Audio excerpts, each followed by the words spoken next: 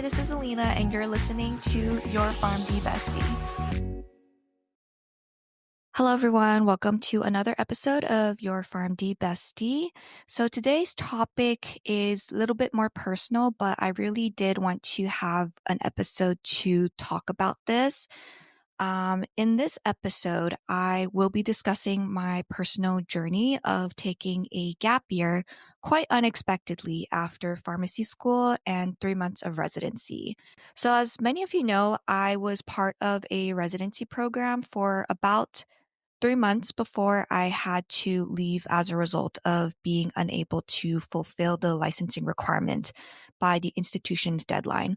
And there are some caveats to this rule, as I will explain later, because I want you to understand what you are signing up for when you match with a program. First off, nothing happens without a reason. I'm a strong believer that everything happens for a reason. It was definitely very tough to deal with the sudden change in my intended pathway last year, but I learned to turn the time off into an opportunity for my own growth. And now I feel much stronger and more confident heading back into residency. Also, you might hear that the CPJE is usually the exam that trips most people up, leading people to have to leave their residency programs midway. But for me, it was actually the NAPLEX.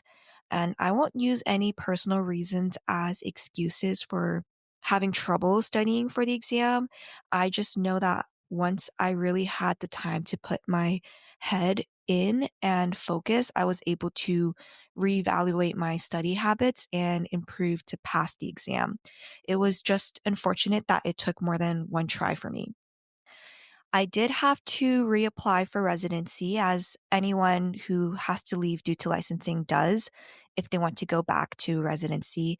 I decided to reapply only for the same program because I had no doubt in the resource and support that they would be able to provide me to help me reach my career goals.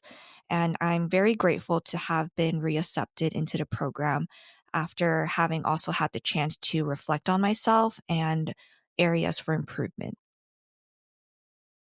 So let's just talk about my timeline briefly for this past year, what that looked like. So I found out about my exam results in October, not passing, and basically immediately contacted my program director the day after. I was out of the program within the next day or two, like everything packed from my workspace, all my projects handed off. And I'll be really honest, I was so ashamed of myself at that time that I didn't tell any of my co-residents what had happened except like three people. I just cleaned up my area, left, and figured that people would slowly find out. And yeah, they did. Some people reached out to inquire about me, check on me. Others didn't. I think it was a subject that was very foreign to everyone. They didn't know how to approach me out of concern for me. And I also didn't know how to reach out for support at that time. Until I did break the news, I realized that I still had a lot of people supporting me and wanting me to reapply for the following year. And I was very grateful, and I still am very grateful for that. I focused my attention for the first month after I left just on myself. My original plan was to stay in the area, study to pass the exam within a month or two. So ideally by December, and then find a per diem position in the area. My mental health declined pretty rapidly though, shortly after I left the program. And it wasn't quite for the reason of leaving residency, unfortunately, but it did make me realize that the best decision I could have made then was to move out and go back home.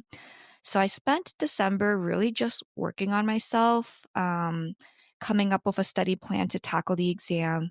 Throughout January and mid February, I spent most of my time studying and singing because that's my hobby and I wanted to be more involved in my creative hobbies since I now had the time to. I took the exam mid February, passed and got licensed, and now is faced with the decision of what to do next. And keep in mind that I submitted my residency application, the new one, in December. I heard back about interviews and interviewed late February and was just waiting for match day to hear back, basically. So from the time I got licensed to match day, um, I had some free time to figure out up until start of residency. So I found out that I was reaccepted into residency, which meant I would be moving back to Sacramento in June when residency started.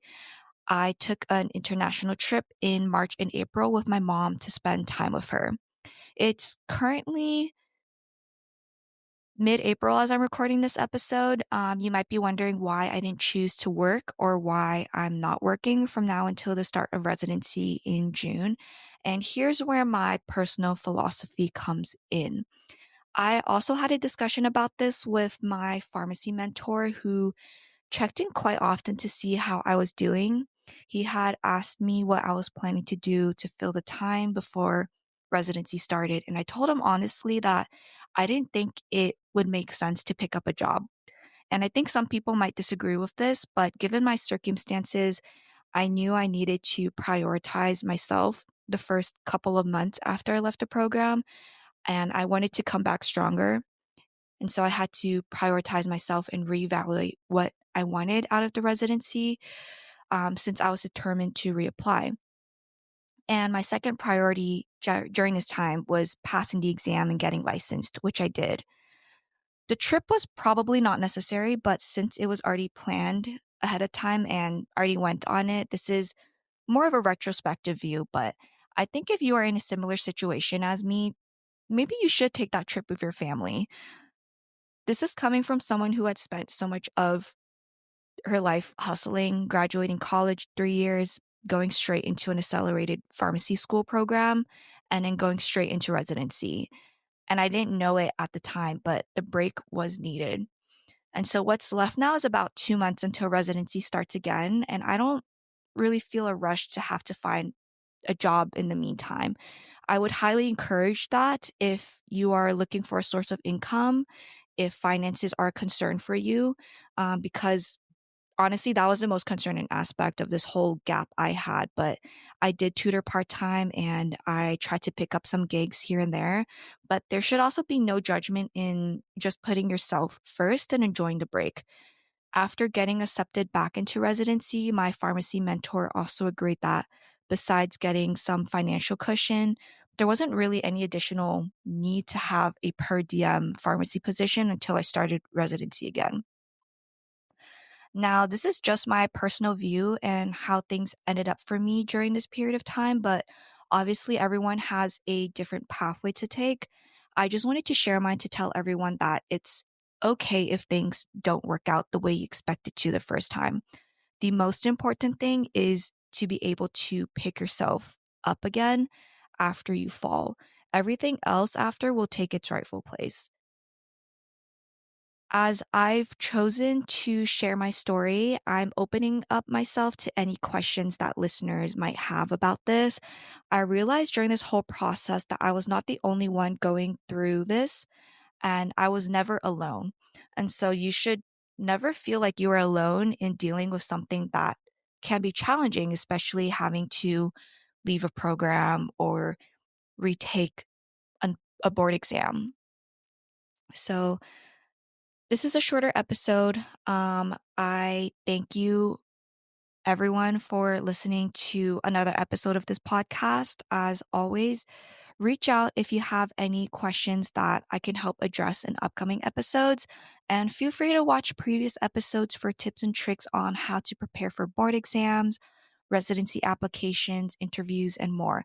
Again, I've gone through this process at least 2 times now. So I'm really hoping that my perspective and view on things can really help you get through your journey, whatever that may look like.